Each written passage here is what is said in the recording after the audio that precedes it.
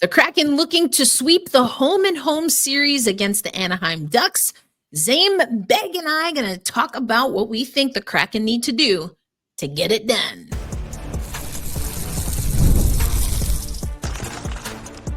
You are Locked On Kraken, your daily podcast on the Seattle Kraken, part of the Locked On Podcast Network, your team every day. Hey to the hey, what do you say, Seattle hockey fans? Welcome to another episode of Locked On Kraken, part of the Locked On Podcast Network, where we bring you your favorite team, the Seattle Kraken, every single day. Happy game day, everybody. The Seattle Kraken coming back to Climate Pledge Arena. And although it is not Thursday, we do have the amazing Zaiem Beg joining us on today's episode. I am, of course, Erica L. Ayala. Zaiem, how you feeling? Doing really well. I have power again, so as does everyone else in Seattle. And we got Thanksgiving coming up tomorrow, and so I'll be out of town for the long weekend with some family, enjoying things. And the day before travel, especially a home game, the day before travel, it is a miserable day. But once I get on the plane at 8 a.m. tomorrow, I'll feel a lot better. Yeah, for sure. Well, we're so grateful. Speaking of, 'tis the season. We're grateful to have you on today's episode and wish you and everyone else traveling mercies. Also glad to hear you are back up and running. And if you want to get up and running this football season, and of course that carries over to NHL season as well, then you want to start the season with a big return on FanDuel. New customers can place a $5 bet and you'll get started with $150 in bonus bets if your first bet wins, your first $5 bet wins. Visit FanDuel.com to get started. And Zaiem, so many things that we want to talk about. I talked in depth, that pun intended for sure. I talked about Shane Wright's goal against Anaheim. I loved what the Shane Wright line did, but I know, and we've talked about this online, we've talked about it offline, but you absolutely enjoy talking about Shane Wright. So I figured, let's run it back. Let's talk about the Wright line, thinking about his return. Of course, we've talked a lot about his healthy scratches, what he needed to learn, what he did learn. What did it look like in action? So I think the question that we have all been wondering is how many wrongs make a right? And that answer is 3. So 3 healthy scratches. And now Shane Wright is back to what we saw coming out of training camp. So even before the goal, it was different. Look, Shane, I don't think it's been an issue of effort. I think it's just where he has been directing his energies. And I take Coach Bilesma at face value when he says that, he just wanted Shane to see the game from kind of a distance. And so he was really swooping in to help out defensively. He was tracking down puck possession. He was just doing all the little Shane Wright things that add up to large Shane Wright things. And then he gets net front. And that's the thing that has always been part of his game is Shane Wright loves going net front. He loves getting to the dirty parts of the ice and creating that chaos in front. And then, that's what happens. Right. And gets him on the board.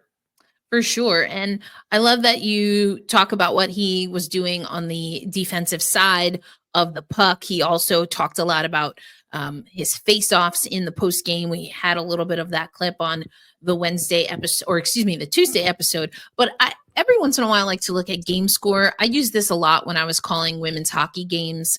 And you look at the game score for Shane Wright, Riker Evans, another player. We probably, Zaiem, should spend more time talking about Riker Evans. And I think we alluded to that the last time you and I were on the mics on the 1s and 2s together.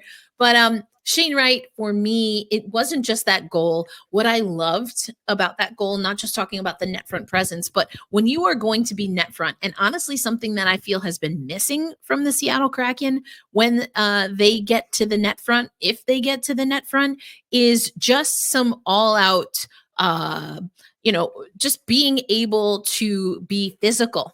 And the reason Shane Wright was able to open up that seam for the shot in by Oliver Bjorkstrand is that he pushes into the defenseman for the Ducks. That I loved. Then on the faceoff that he wins just ahead of the Montour goal, he gets to the puck, touches the puck, brings that back so that Montour can collect, and then he strong arms. He stays strong on his skates, on his stick, to effectively block for Brandon Montour.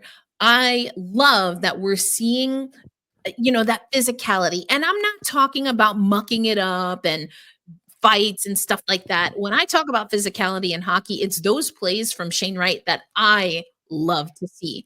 And I want to see more from the Seattle Kraken team. Little things translate to big things, and that's what hockey is. Hockey is a series of a million little things strung together, and the more little things you do better than your opponent, the more chances you're going to set up. And when you look at expected goal numbers, it's like, oh man, this team has 55% expected goal share. That's crazy. That's so high. Or like, oh, this team has 47%. That's really bad. Because the difference between good and bad really isn't that big. Right. And the way you generate wins and the way you generate edges is by doing the little things over and over and over again. And I think Shane Wright, his game is such a perfect encapsulation of that understanding. And he really feels it to his core as like, well, if I do everything right, no pun intended, then good things will happen. Yeah, for sure.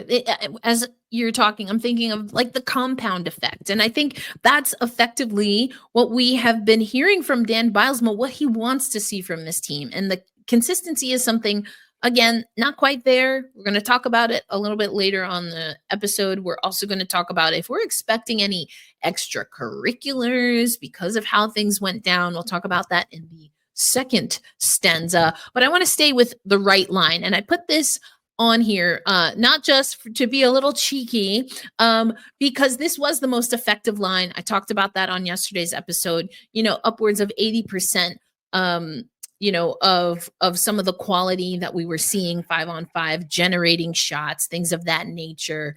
But they also seem to be in sync. So that is Shane Wright centering Eeli Tolvanen alongside Oliver Bjorkstrand. What was your takeaway from that trio against Anaheim? I think that I know that we mentioned this really early on in the season that I really loved the idea of Wright with Bjorkstrand. I think that their skill sets complement each other very, very well.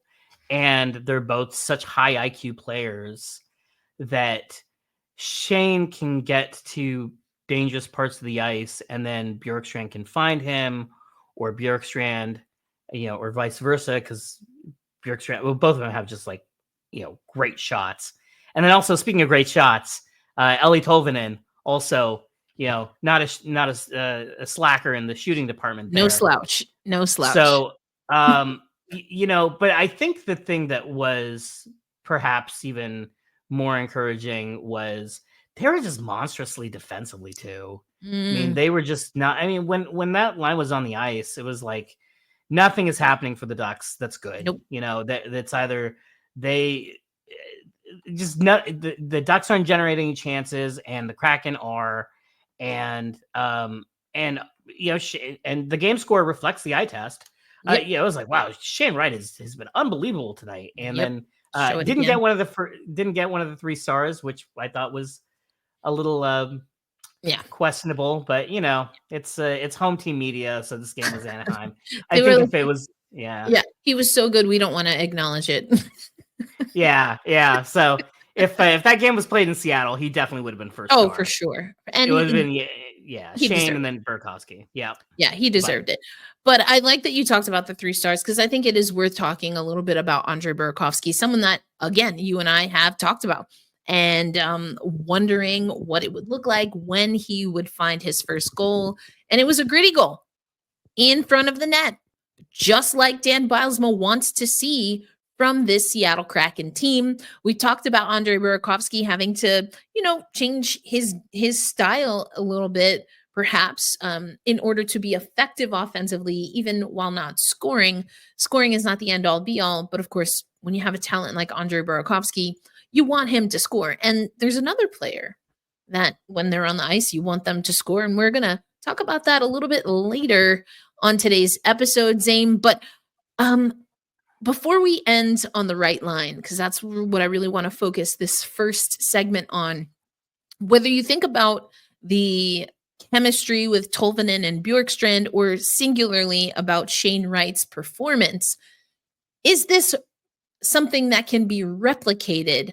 Obviously, they're going to play Anaheim tonight, so familiar opponent, an opponent that I also surmised because of the age, like the average age. These are effectively contemporaries of Shane's, right? He's not going up against 40-year-old big NHL guys.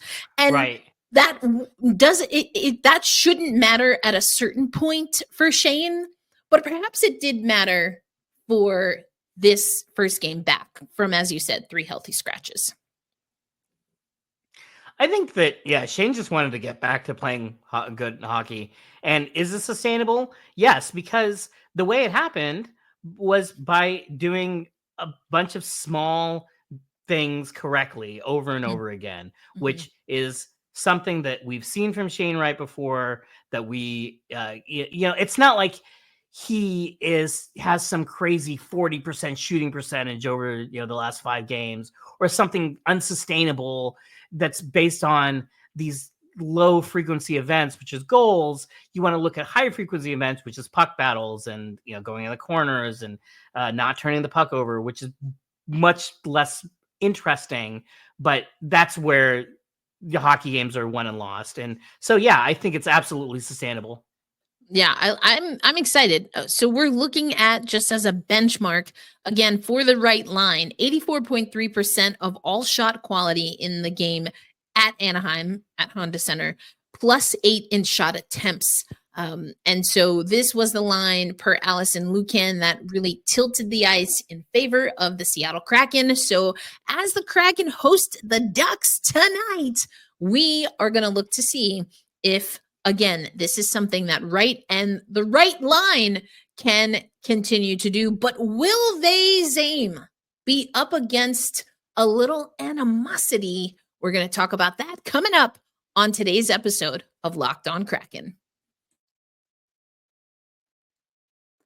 Today's episode of Locked On Kraken brought to you by Prize Picks. Now, Prize Picks is your place to go. If you really want to cash in on your knowledge and expertise of your favorite sports, your favorite players, your favorite leagues, such as the Seattle Kraken and the NHL.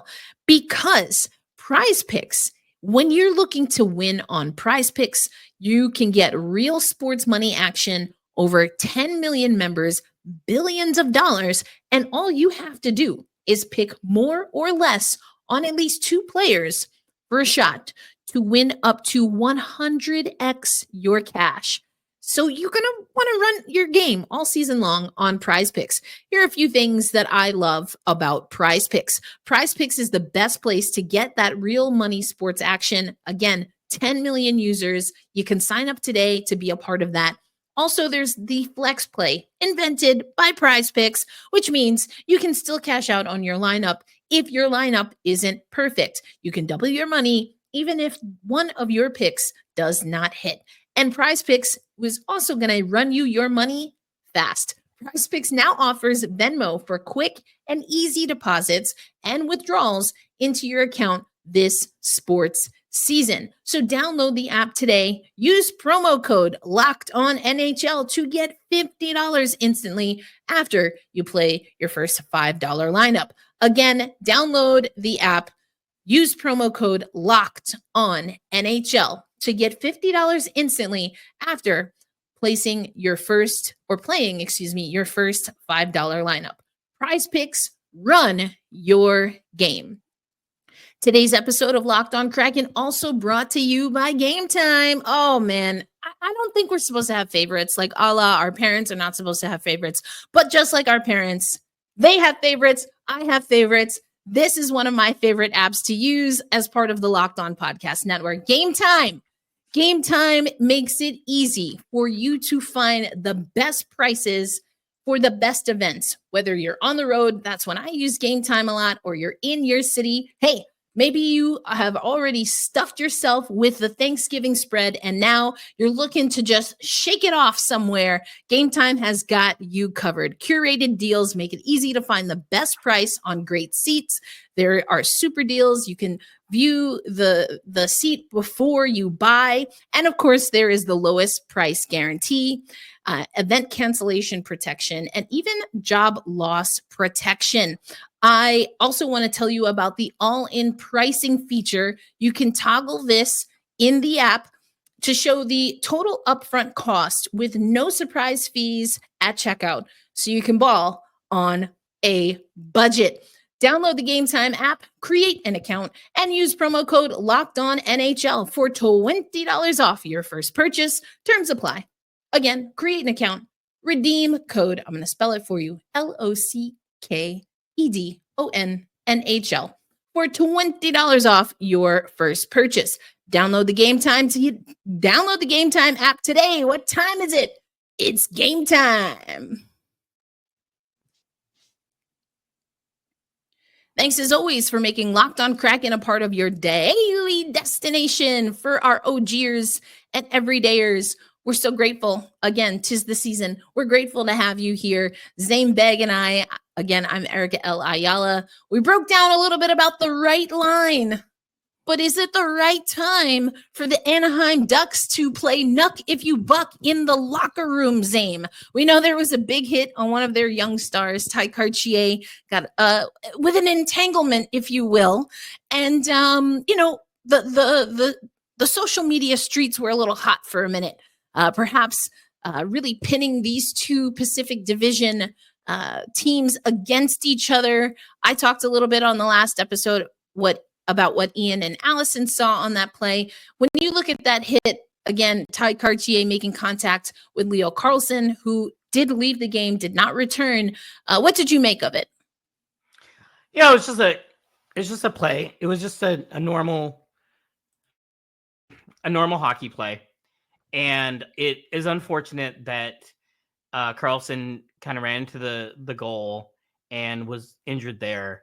But that was not a dirty hit. Not all hits that lead to injury are dirty and even though it gets the fans upset, it gets the players upset. And the players, they're playing hockey. They're paying attention to that. They're not looking to see like, well, actually when Cartier hit him, they hit him in a legal spot and it was clean, but he just right. They just see their teammate is down. Yeah. And so, they get in, they cause a brouhaha, Zegras slashes somebody, Gudas gets mad, and then the refs have to make up an interference penalty because they can't say like, oh, well, actually this was a clean hit, but this guy was injured. So Cartier was penalized for interference, which he shouldn't have been.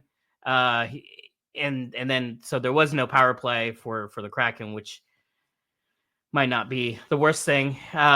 But it was just a play within the flow of the game. And the Ducks coach said that. So Greg Cronin said, quote, "Leo's one of our best players. You take anybody's best player off, there's going to be a little bit of hiccup in the way you play. But like I said, it's hockey. It happens." Mm-hmm. So when the coach is saying it's hockey, it happens. Yeah, that says to me that's the message he's sending in the locker room. And I don't expect a lot of retaliation from what happened. Yeah, and I was surmising to this point on the last episode. I think you're right. I do think also what will be interesting to see is if and how Seattle Kraken fans, because this game is at Climate Pledge Arena, how they react to maybe little things that we see on the ice that, again, are hockey plays, but because there's maybe a little bit of sensationalization, that the Kraken fans react a certain way. I think you're right on target there. Ty Cartier, got hit in a way where he could have easily made a big deal of it, and he didn't. Pops right back up. There was a time Jared McCann was taken off of the puck, and you see him after the play was already blown dead, that he goes and has a conversation. So I think that all in all, both teams handled it as you would expect. To your point, I mean, you see your comrade down, they don't return. There might be a little extra, as Dan Bosma might say, juice, as I would say, moxie, or sandpaper. There might be a little extra there. But I do think if anything, what might up the ante for this game tonight, which you will be at Climate Pledge Arena. I'll be at another game. We'll talk about that a little bit later. But what might just up the ante here is that, again, Pacific Division rival. Again, these teams just played each other. And I talked about it on my last episode, Solo Dolo. Zaiem, there were some areas where the Anaheim Ducks, they were winning against this Kraken team. This is a Ducks team that if I'm them, I feel like I'm playing an opponent back-to-back in a home-and-home series that is beatable, and that you might want to just go get this win. On the other hand, the Ducks' history against the Kraken is just, they just can't beat this team. It's like when the Kraken were losing 2-1, it's like, we're losing to these guys, and then 2 goals in 24 seconds. You're like, all right, all is restored, with the universe. It's like, when LeBron. I'm going to compare the Seattle Kraken to LeBron James for a moment. Okay, but, I'm interested to hear this. So there was a period of time when LeBron was in the Eastern Conference, and it didn't matter what the matchup was or what the situation was. Toronto always lost to a LeBron James team. And so he owned the city so much that they started calling it LeBronto.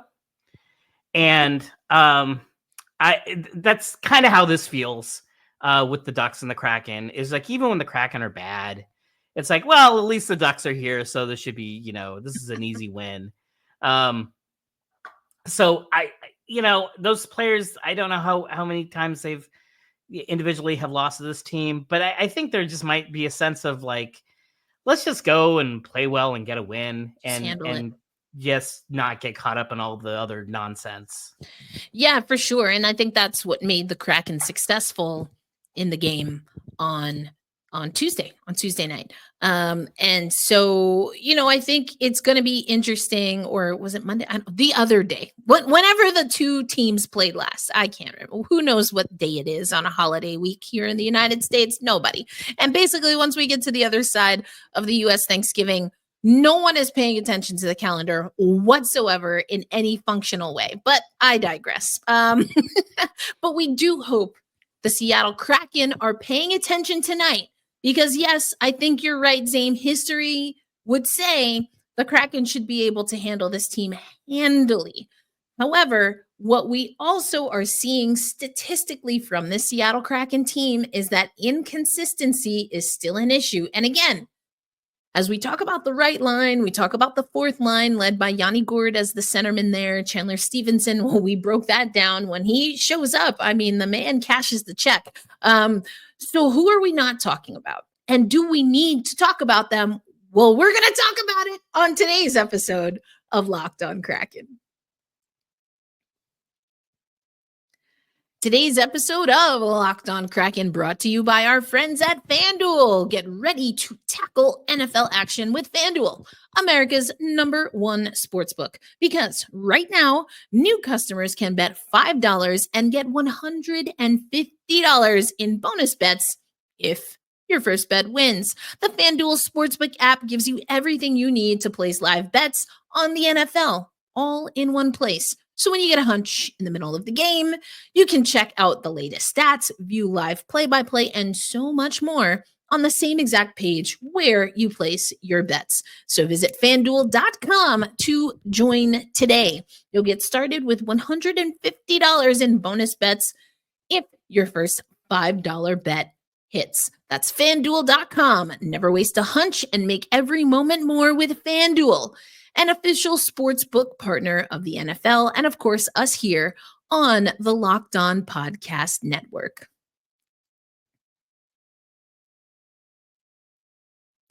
Thanks as always for making Locked On Kraken a part of your daily destination. We hope that we're your first listen of the day. But once you finish with us, make sure you listen to Locked On NHL. And you're not going to want to miss the Friday episode of Locked On NHL. Yours truly, that's me. Hello. Erica L. Ayala will be joining Rachel Donner and Gil Martin for the Women's Hockey Spotlight. We know the PWHL is coming to the Pacific Northwest next, or I should say in 2 months technically, but at the top of the year. And we have some exciting news and ways that we are going to give you even more from the world of women's hockey. So make sure you tune in on Friday to Locked On NHL. But, you know, we have some things to talk about. We, of course, mentioned at the top of the show, FanDuel is bringing you today's episode. And, you know, if you had a hunch, Zaiem, on who maybe can be a player to really step up in this game against the Anaheim Ducks, we're going to take Shane Wright off the table. We're going to take Andre Burakovsky off the table because we've talked about them in the last handful of episodes, perhaps mildly ad nauseum. So are there other players? Let's start with positive impact, because there are some question marks that we had that we talked about offline, but from a positive perspective, I suppose maybe we should probably just go ahead and take Joey Daccord off the table as well. Who are some, dark knights that will rise from the depths and help the Seattle Kraken get a win? Well, he's not really a dark knight, but because he's so good every single night. You can't have a conversation about good Kraken players without mentioning Brandon Montour. Mm-hmm. It's just every single night. He is just so consistent. He is so good. He does so many things so well. And it has just been an absolute delight for all of the consternation and wailing and gnashing of teeth that has happened this season. Brandon Montour has been a beacon of happiness, shining and spreading his joy and love throughout the Seattle Kraken organization and throughout Seattle. He is really just truly the light of this franchise right now. There is a player, though, and perhaps a unit that I think we need to talk about. And talked about the right line, pun intended, at the top of the show in the first segment. Now I want to talk about the Beniers line, but maybe more specifically, Matty Beniers. It just feels like that pair, that trio, and perhaps Matty Beniers just individually is getting a little bit lost in the Seattle Kraken sauce, the highs and the lows for that matter. I just don't know right now, Zaiem, that I personally have a good read on if we should be concerned about Matty Beniers. But I do feel strongly that if the Seattle Kraken are going to move toward consistency, particularly getting out of the basement when it comes to power play productivity, that we need to activate Matty Beniers. What are your thoughts on where Beniers stands now and what we need to see from him and his line in order for the Seattle Kraken as a whole to be more consistent? He's really struggled this year offensively, similar to last year. Defensively, he is still fantastic, and he's not a liability in his own end by any stretch. But on the other end of the ice is just not generating chances. According to Natural Stat Trick, 5-on-5, he only has like a 46% expected goal share when on the ice. That's not very good. And I don't know what is going on in his head. I don't know what is not connecting that we did see 2 years ago. And that's the thing that's so baffling and frustrating.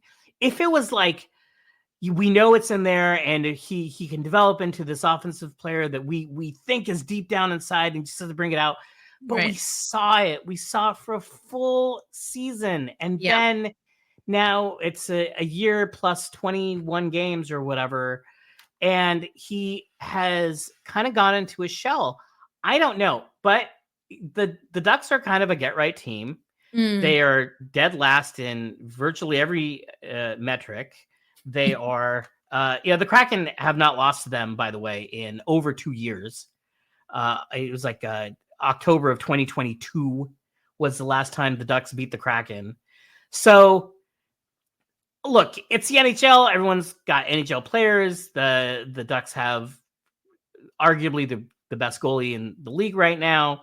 So I'm not going to say anything is a gimme or easy. Clearly, the Kraken had their struggles the last game against the Ducks.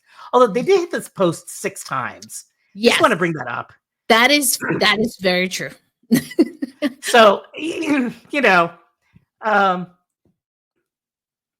but sure, yeah, let's use this as a get right game. I'm really going to be looking and focusing on Matty now based on this conversation. See, like, okay, maybe do a little closer look and see what is not connecting, or hopefully we can see like, wow, Matty put all these things together and here's what is connecting.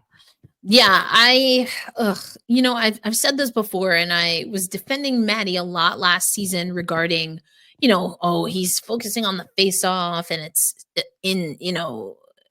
detrimental to his offensive, productivity. You have to be able to win face-offs as a centerman. Like, I'm never gonna not say that in an argument. And the face-offs overall have gotten better for the Seattle Kraken. I mean, not much room to go anywhere but up after last year, in fairness, but they've gotten better. Matty Beniers has been pretty solid on the face-off, including in that Anaheim game. And so now you just want to see, and maybe some of this is also the Seattle Kraken being in service to, again, someone that they do have long-term, someone that they do see as the future. Is this a situation where right now, I just don't know that he's completely clicked on that on switch to be able to harness that and own it fully. I think that's what I'm feeling, Zaiem, is that he's not really owning the opportunity just yet. And so what is it, if anything, that the Seattle Kraken can do to just take that pressure release valve, just release a little bit of that and get him refocused? I think the answer, if there was a simple answer, it would have been found by now. Yeah. And I don't have a great answer for you as far as what does Matty need to do to get back on track. Yeah. I think, though, if he can melt the ice cube and get off the schneid and start generating some offensive production, I think that'll go a long way towards his demeanor. But you're right. I've noticed this as well. And one of the things that I have always appreciated about Matty is he's always in a good mood. And whenever he sees me, I've never spoken with him, off camera or anything. But whenever he sees me, he always gives me the what's up nod, and which is unusual. Most players don't. And so he sees me, what's up and back, and then he smiles. And it's just kind of a fun little thing. Yeah. No what's up nods. Not one this year. Yeah. So, he's kind of serious. He seems very serious. And that's not necessarily a bad thing, but it just feels like at least some of his personality and his ability to adapt, but also to rebound, is in his playful demeanor. Yeah, maybe he's just getting away from who he is, and then he's maybe squeezing the stick a little too much, and he's just put a lot of pressure. I mean, it is a large contract, and I can understand. Yeah, they said you're going to be the face of the franchise. We're paying you $7 million a year for the next 7 years. So I can understand being like, oh, okay, well, all right, now this is serious. But maybe that's not really where his head is best. Right. And I think this is just the Seattle Kraken haven't figured out what's the right cadence, what's the right double dutch between letting some of that tension go, being fun, being silly, and not in a forced way, but just in a, hey, this is who I am kind of way. And then also getting serious. And that takes time. That takes maturity. It takes vulnerability, right? To be able to get there. And I don't know that the Seattle Kraken team has figured out what that looks like for them. So here's hoping, with some home cooking and a holiday coming up, at least here in the States, that we get a little bit of that. And hopefully we can bring some of that to you fans. I mean, I don't have it on right now, but we got the UMA hat back because we did get a win. Here's hoping the next time I'm on the mic and in front of camera, I'm wearing it again. But I want this team to still go out there, execute, and have some fun. I want them to have a little bit of fun. So hopefully that will not only be beneficial to Beniers, but for the rest of the team. But it's hard. You lose a captain, minimum of 3 months. Vince Dunn, another leader. Those are tough losses. No question about it. But the show must go on, and it will go on tonight. Zaiem, you will be in the building at Climate Pledge Arena. So if you're not already, make sure you're following Davy Jones' Locker Room, where you can find so much information. I love, again, that you're using the edge data with the little dots, moving dots. I love that. That's a lot of fun. But for Zaiem Beg, I am Erica L. Ayala, reminding you to be kind to yourself, be kind to others.